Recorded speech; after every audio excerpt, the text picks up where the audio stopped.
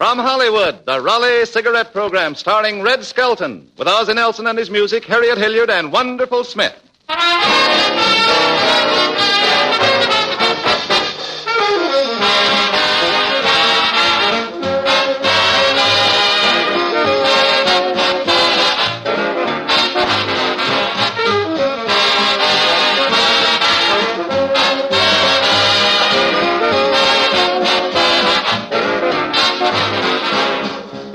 Smokers, the old phrase, seeing is believing, is especially true in judging which cigarette is best. And you can see the difference. You can see the superiority of RALIEGH cigarettes with your very eyes. Compare the open ends of a pack of RALIEGHs with any other brand. You'll see that the tobacco in RALIEGHs is brighter, unmistakably more golden in color. Experts will tell you these golden tobaccos are choicer, more expensive, more sought after by professional tobacco buyers. And into the exclusive RALIEGH blend go 31 of these superior golden tobaccos, each selected for the distinctive flavor it contributes. No other cigarette is blended with more care. No other cigarette gives you RALIEGH's richness, smoothness, mildness. RALIEGH cigarettes give you valuable coupons, too, redeemable for over 70 luxury premiums, including United States Defense stamps. Look into RALIEGHs, ladies and gentlemen. Your own eyes will give you proof beyond a dispute that it pays in many ways to get the pack with a coupon on the back. RALIEGH cigarettes.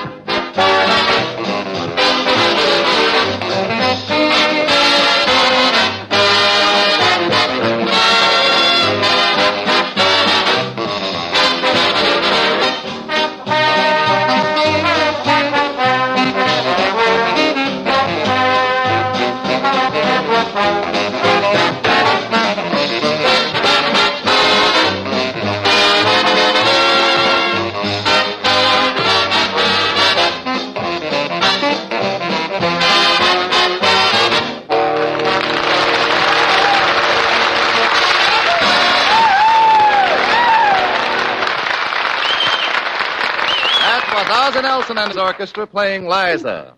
And now we bring you Metro-Goldwyn-Mayer's newest young comedian, the star of our show, Red Skelton.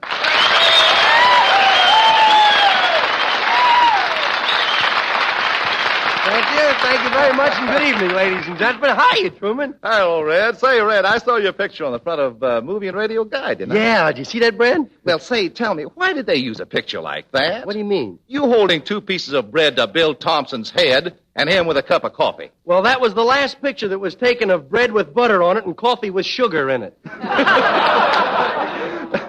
Well, say, Red, I'm having a little trouble with this new daylight savings. Yeah? Yeah, tell me, did you remember to set your clock ahead? Yeah, I set the clock ahead all right, but I'm having a tough time setting myself ahead.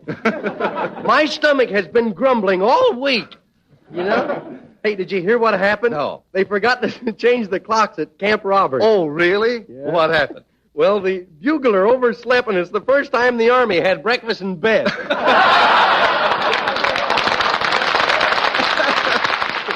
You know, Red, the government says by setting the time ahead, we'll save 500,000 kilowatt hours of electricity. Oh, yeah? Well, all I know is I got my bill today, and it went up 60 cents.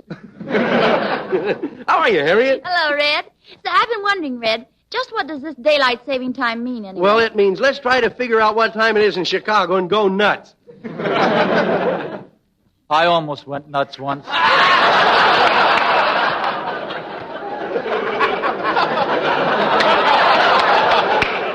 You did, Ozzie? How was that, huh?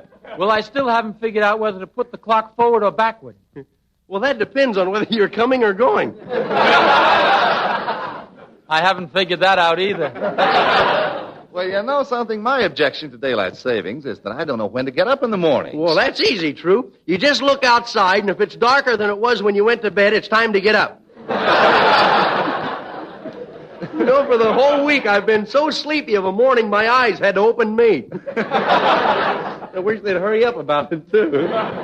Say, you know, but I like the daylight saving time. It means another hour of sunshine. Uh-huh. Just think, another hour of sunshine for California. Altogether, that makes 1. Oh, well, it'll do people good to get up earlier and start squeezing their orange juice. Yes, but think of the chickens.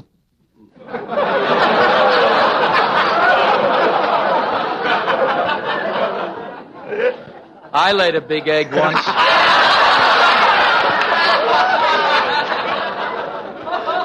You did, Ozzie? Yeah, it was at a party. They laughed when I sat down at the piano. What was the matter? No talent? No stool. You know, the farmers are the guy who really don't like the daylight saving. Is it really bad for them, Red? Sure, one farmer I knew set his clock backwards instead of forward. Oh, what happened? Well, the cow was right on schedule, and he was caught without his pails down.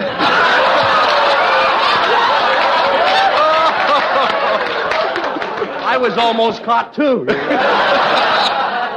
Say, Red, do you know what this longer day is going to mean to California motorists? Yeah, an extra hour to run down pedestrians.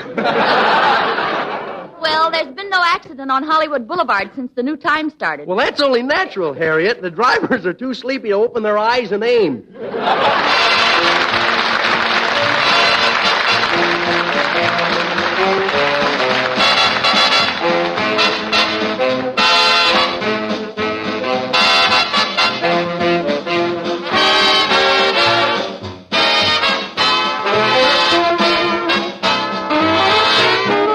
Stars at night are big and bright, deep in the heart of Texas. Prairie sky is wide and high, deep in the heart of Texas. The sage in bloom is like perfume, deep in the heart of Texas. Reminds me of the one I love, deep in the heart of Texas.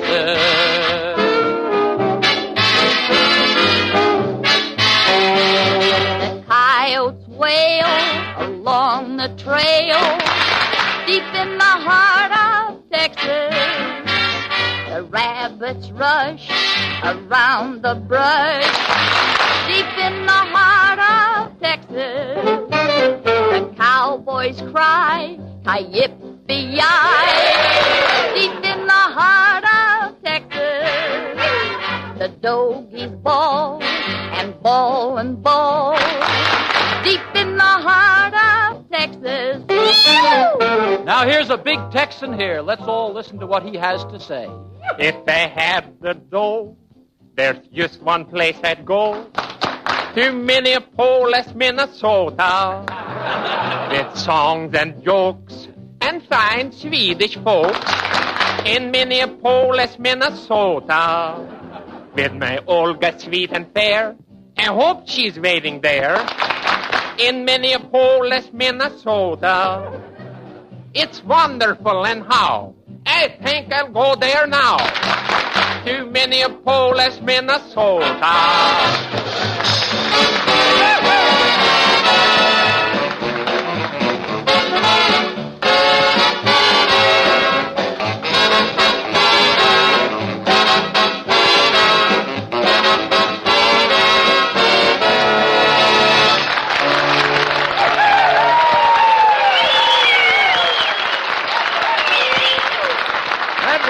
The Heart of Texas, sung by Ozzie, Harriet, and Bernie Jones, and very good, too. Say, Harriet, since we have so many of the boys from the Army and the Navy in our audience tonight, what do you say? Let's show the folks listening in how we think Army camps are run and some of the things that happen. First, we have the tough sergeant from Texas, Sergeant Deadeye, who is just waking up.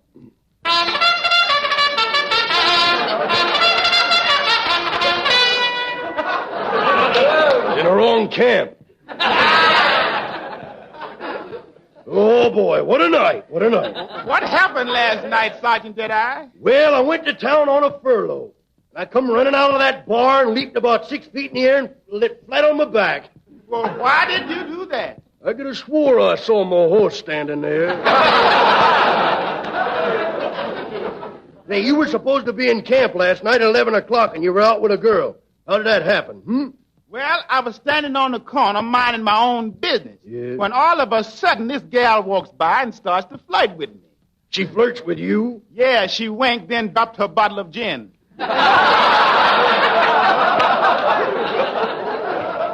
Hello, Sergeant. Sorry I'm late. Well, Private old Reuben, button your coat, will you? Button me, Coach. You must have been listening to Fibber McGee, too. Sergeant, I'm sorry I'm late. My grandmother came to see me, and I just had to say goodbye. Yeah? You know my poor old white-haired grandmother. Yeah. We'll wipe the lipstick off and get in line. Say, Private Reuben, you're supposed to be with the mechanized division. Can you take a motor apart? Oh, better than that, sir. I once took apart the Chattanooga Choo-Choo. You took the Chattanooga Choo-Choo apart? Did you put it together again? I say, did you put it together again?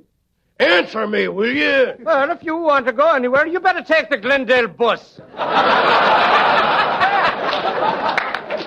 Well, it's about time for inspections, boys. Hey, Sergeant Detta, I can't find my gun. Well, it must be around here somewhere. I found it. Now, help me find my eyebrows, will you? All right, attention, men. Hey, wonderful. Stick out your chest and pull in your stomach. I can't, sir. You see my pants. Say, pull in your stomach. Yes, sir. Mighty pretty shorts you're wearing.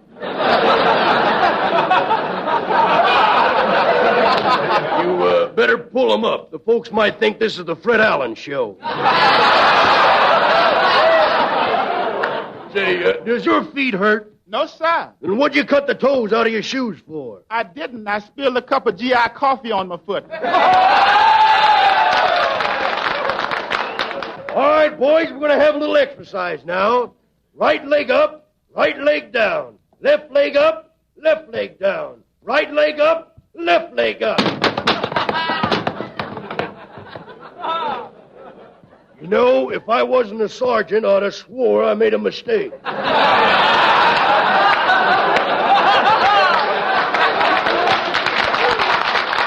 Look, Smith, before you go on sentry duty tonight, I want you to turn down my bed and haul that trash away and rinse out a few things for me, will you? This is a two-man army. MacArthur and me doing all the work.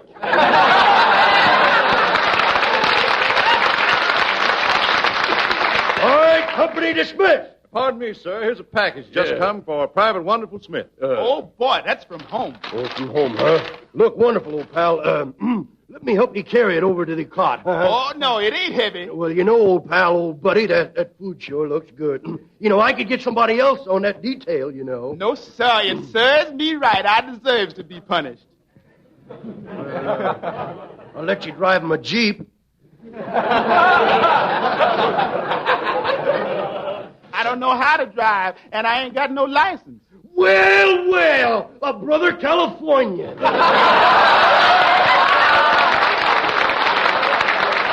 Now, look, you half-baked lug, you give me a bite of that home cooking or I'll beat you over the head with your head. Pardon me, sir. A message. Yeah, outside. This is maybe important one. A message, yes, sir. Lana Turner's giving a dinner, and she wants 6 men to come. Now, would any of you men... Gee, Sarge. Why'd they get so excited about Lana Turner, huh? I don't know. I guess she's a good cook.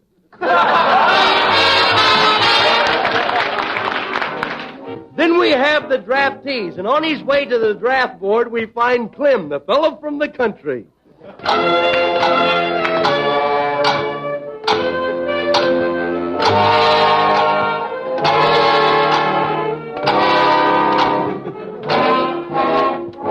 Well, here I am on my way to the draft board. There's something about a soldier. There's something about a soldier. There's something about a soldier.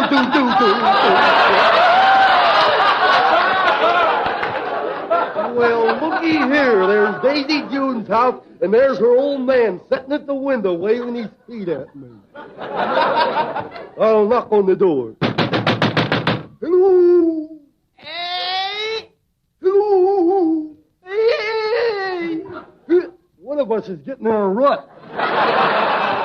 Hey, Grandpa Gulp. This is Clem. Is Daisy June home? Yeah, but you'll have to wait. She's milking the cow. Oh, I'd like to see her. Where's she milking the cow? Where is she milking the cow? Yeah, where? Ain't you never seen a cow? Hey, Clem, where are you going that you're wearing shoes? Well, I'm going down to the draft board, Gramp, and stop ad-libbing. used to be a soldier, didn't you? Yep, Clem. Tell you what to do. Let me show you a few things, and when they see how smart you are, why, they'll make you officer. They will. Yes, sir. Come right over here, and I'll show you how to drill. All right. 10-chin! Forward march! What happened? I started off with both feet at the same time. Well, forget that. Now I'll show you how to do about face. Yep. First, you put one foot to the back of you. Yep. Then you turn on the ball of the other foot. Yep. Ready? Yep, I'm ready. Okay. Belt feet! Ooh. What's the matter? Why didn't you tell me I had to turn my neck, too? Hey, where is Daisy June? How long does it take her to milk a cow, anyhow? Oh, plumb forgot. She's down at the village helping examine the boys' draft board. Okay, I'll see you later.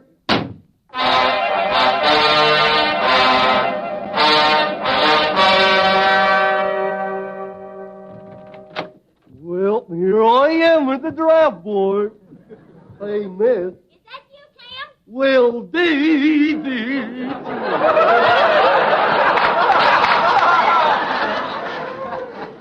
Is that you, Clem? Yeah, who do you think?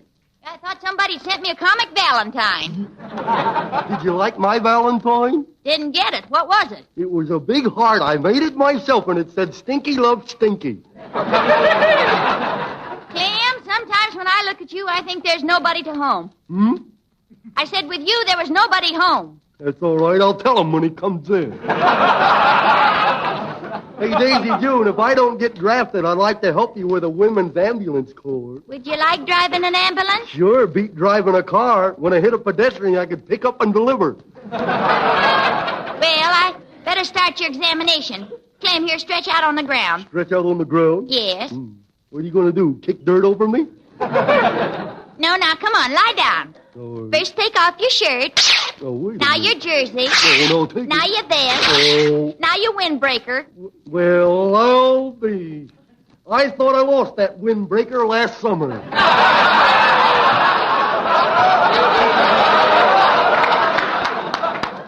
Now relax, Clem. Hmm? Act knocked out, will you? How do you do that? Oh, now I remember. Stick out your tongue. Further. Okay, now put it back before it gets cold.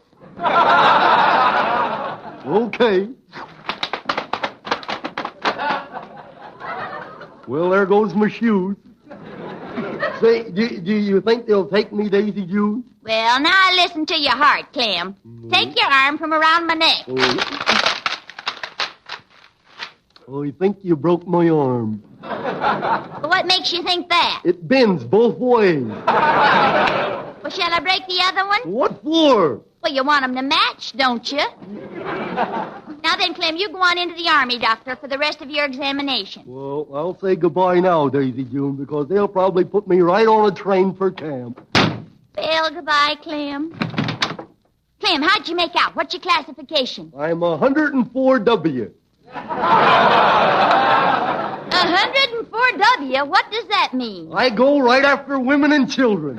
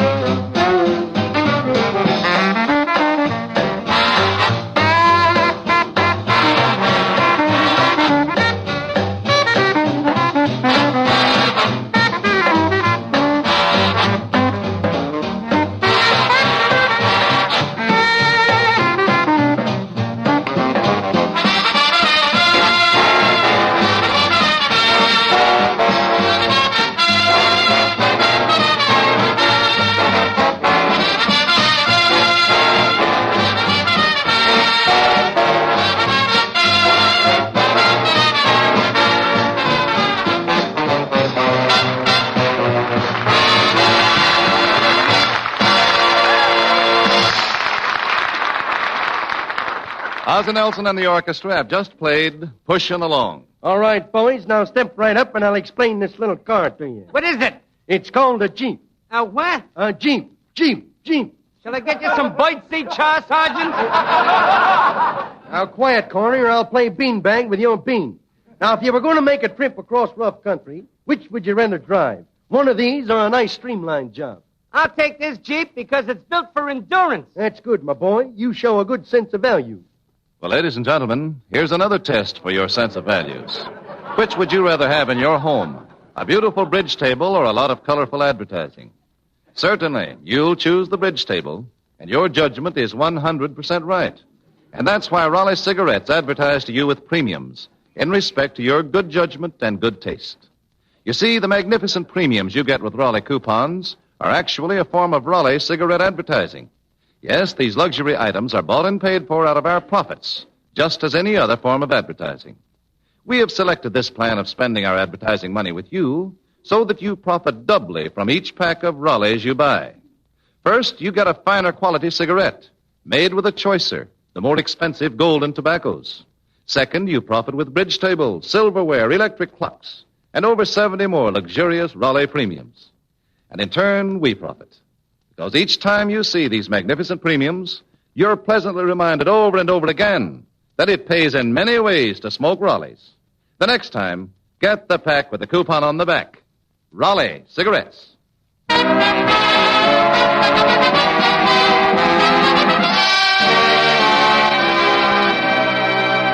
At every Army camp, we have visiting day. And driving up to the entrance, we find a lady and her little boy.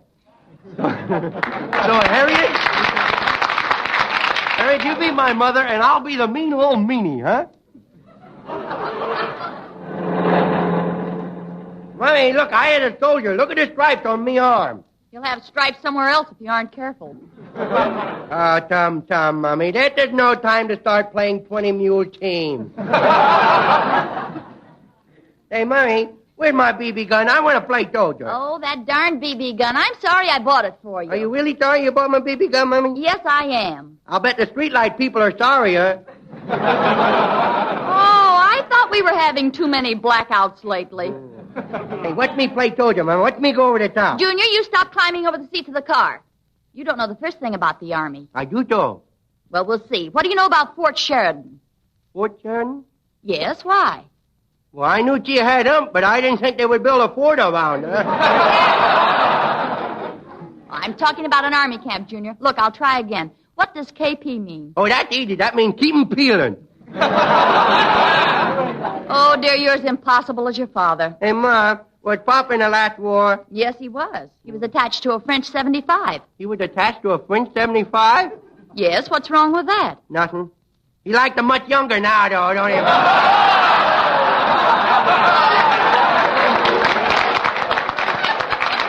Well, here we are at the Army camp. Yeah, here we are. Junior, now try and be good, will you? Are you going to be good? Oh, wouldn't you like to know? Look, there's the guard. Halt! Who goes there? Nobody. We just stopped. Junior, behave. Oh, Sentry, my uncle is Major Gudmundson. Don't let her kid you, bub. We is Jap. Junior! Oh, yes, I know now. The Major left a pass for you. So will you proceed with caution? Okay. Hey, mister, ain't you gun supposed to have a bayonet on it? Why, sure, it's right. All right, put it back! Don't you hit No, don't you dare hit him. You let me do it. I know his weaknesses. me. Yeah. Look at that Jeep go! Look, Junior, there's headquarters ahead. Hey, what's that building over there with all the bars? Now I know why you brought me up here. This ain't no Army camp. It's a reform school. You throw me up the river. You double-crossed me. This is the dirtiest trick you could do. This is an Army camp. Look at the big guns. Yeah, when I see big guns like that, it makes me wonder. Makes you wonder what? Why I waste my time with spitballs. Here's headquarters now, Junior. Why you ain't top the swear? Oh, look, there's the Major. Oh, it's you, Harriet. How are you, my dear? Just fine, Uncle. You remember Junior, don't you? Why, Yes, of course I remember it. Hey, Major, you got your fighting pants on? My fighting pants? Well, I guess so, Junior. This is my uniform. You're awful tight. I bet you bend over, you get blitzkrieg. Hey, Major, can I shoot that gun you was toting? You don't want to shoot my gun, do you? Yes, I do. I shot the cannon in front of the city hall and blew it up. Junior, why do you say things like that? I don't know. I guess I just wicked. Shall we go inside, Harriet? I want you to meet Major Smith, Burnham, Ewell, and Du Bois. I would stay outside here. Oh, no, you won't. Uncle Sam has spent too much money building up the morale of the men. I'm not going to let you change it. You let me stay here, I will tell. You'll tell what? I will tell everybody that you used to be a dash hound stretcher in a dog kennel. Come on, Harriet. I'm sure Junior will be all right. Well, here I am, going along. I think I will look around for some unlocked spare tires. No, I better not. I better be careful. They may lock me up for a spy. Look at that big gun over there. I think I will go over. Hey, boy, get away from that gun. Where you got that boy stuff? I is Major Junior. You look more like Major Disaster. Hey, I understand there's a little trouble up in the front. Now, you go see what it is and report back to me. What's your regiment? Now, let's not get nosy, Bob. It's a military secret. Now, you find out what that trouble is up at the front. All right, I'll be right back. I've got to get some help. Now, promise me you won't go near that gun. I promise. Well, your word's good enough for me. I'll go. You don't know me very well, does he, Paul?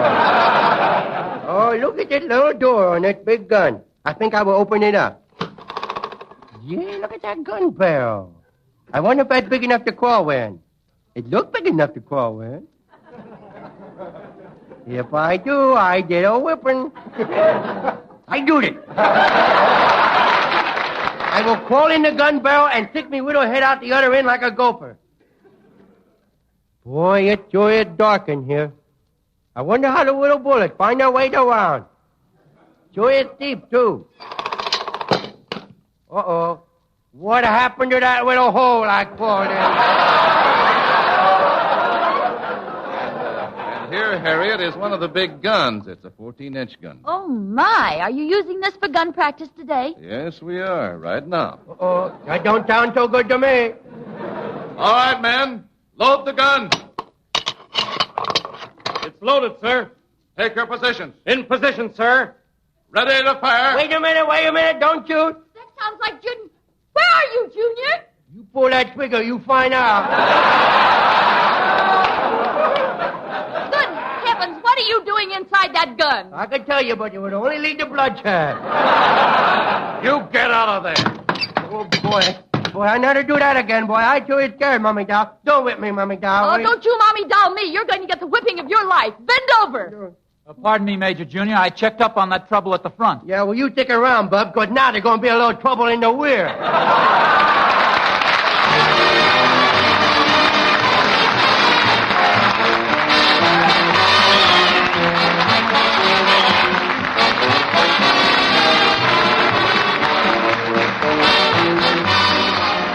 Ozzie Nelson and the orchestra are playing Thank Your Lucky Stars and Stripes. And here's something else for which you can thank your stars. Pipe smokers, you'll get more pleasure out of your pipe if you put Sir Walter Raleigh into it. Sir Walter Raleigh is smooth and mild, blended to perfection from a combination of extra choice burleys. And flavor, Sir Walter Raleigh has a distinctive nut-like mellowness, a full, tangy richness that can't be beat. It burns even and cool, never bites your tongue, and the pleasing aroma of Sir Walter Raleigh is something that everyone enjoys. Men, smoke the quality pipe tobacco of America. Tonight, try Sir Walter Raleigh. This program came